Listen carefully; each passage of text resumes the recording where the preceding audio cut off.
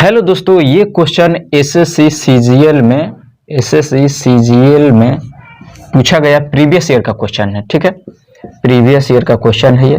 तो चलिए इसको सीखते हैं। फिगर का क्वेश्चन है, इसमें ऑलरेडी बहुत सारे चीज गिवन है, दिया हुआ है। जैसे कि ए बी का वैल्यू दिया हुआ है, ए बी का वैल्यू 10 सेंटीमीटर दिया हुआ है लंबाई, सी डी का लंबाई दिया हुआ है 7 सेंटीमीटर, एच डी का लंबाई 4 सेंटीमीटर दिया हुआ है और ए एस यानी कि ए एस का लंबाई 5 सेंटीमीटर दिया गया है। पूछ रहा है बी सी की लंबाई कितनी होगी, यानी कि बी सी, बी और सी यानी कि इसकी लंबाई जो है क्या होगी, यही हम लोगों को फाइंड करना है। ठीक है, तो यहाँ पर नोट करने वाली एक बात है कि ये जो आपका सर्किल है, ये जो सर्किल है और सर्किल के कोई भी किनारा पर, कोई भी सेंटर पर अगर इसके बाह्य कोण से जब भी कोई रेखा खींचा जाता है तो उसके ये जो एंगल होते हैं और ये जो एंगल होते हैं हमेशा क्या होते हैं, इक्वल होते हैं।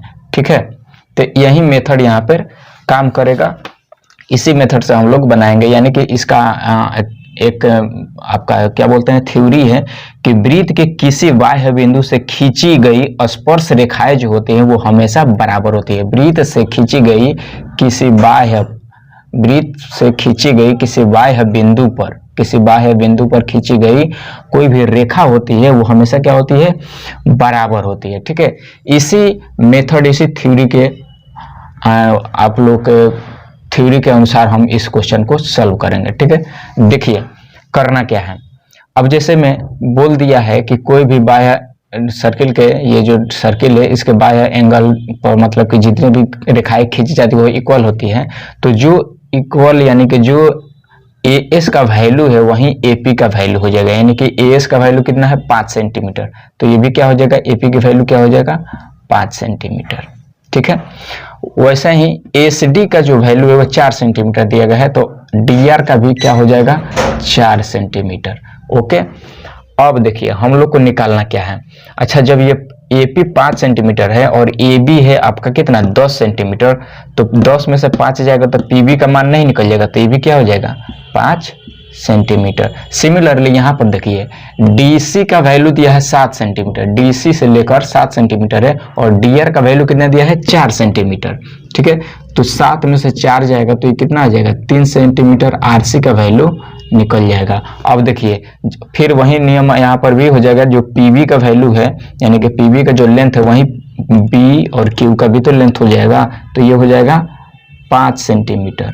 ठीक है, वैसा ही आरसी का जो लेंथ है वहीं सी क्यू का भी लेंथ हो जाएगा यानी कि 3 सेंटीमीटर।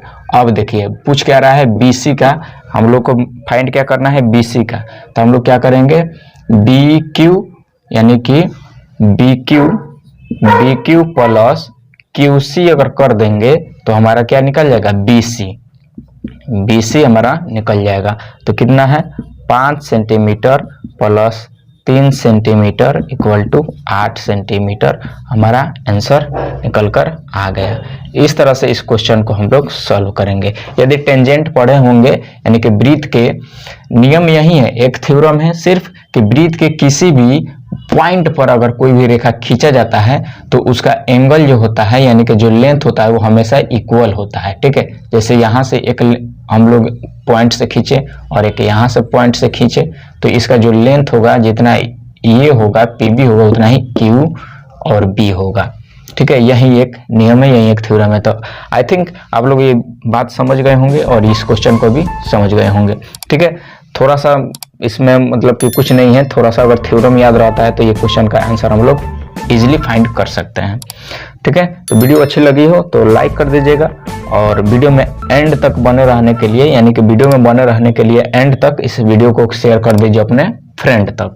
चलिए मिलते हैं ऐसे ही एक और क्वेश्चन के साथ अगले वीडियो में, तब तक के लिए धन्यवाद एंड टेक केयर।